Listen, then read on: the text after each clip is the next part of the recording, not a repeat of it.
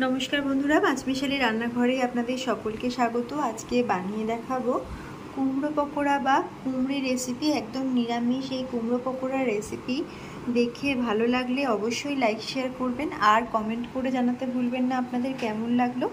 अवश्यई चैनलटिके subscribe करे पाशे थाका बेल आइकनटी क्लिक करे नेबेन नतून नतून रान्नार आपडेट सबार आगे पाওয়ার জন্য। এখন বানিয়ে দেখাচ্ছি মুচমুচে কুমড়ো পকোড়া रेसिपि। आज के बानिए देखाबो कुमड़ोर पकोड़ा।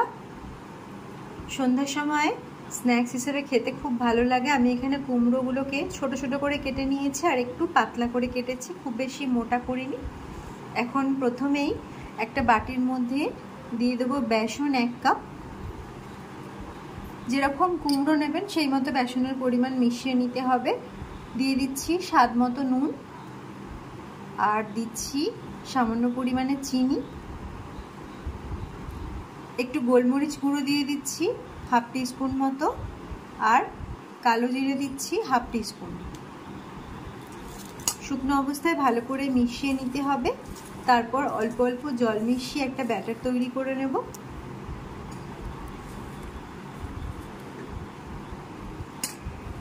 एकदम निरामिष एकटा रेसिपि और खूब सहजेई बानिये नेওয়া যায়, खेतेও दारुण लागे।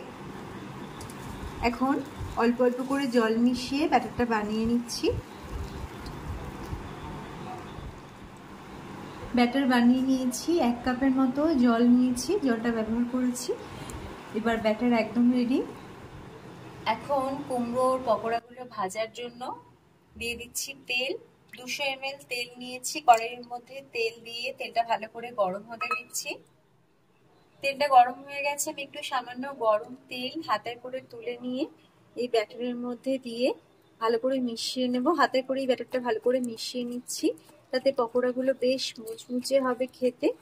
এখন তেলটাও এদিকে গরম হয়ে গেছে আর ব্যাটারটাও একদম রেডি।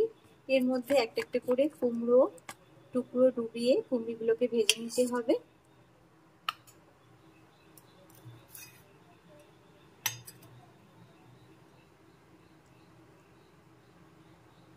ভালো করে এপাশ ওপাশ করে ব্যাটার লাগিয়ে নিয়েছি।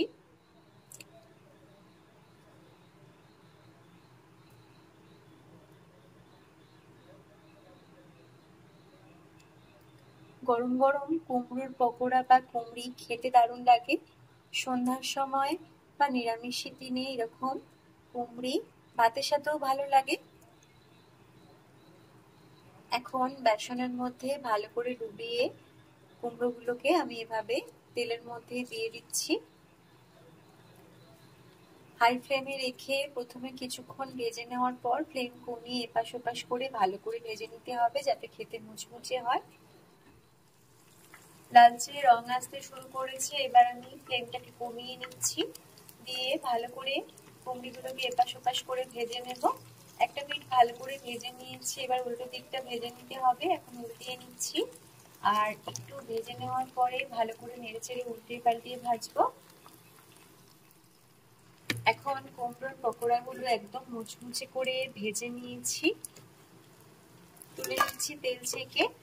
আর একইভাবে বাকি পকোড়াগুলোকেও ভেজে নিতে হবে। দেখে বুঝতে পারছেন বেশ মুচমুচে হয়েছে, খেতে দারুণ লাগবে।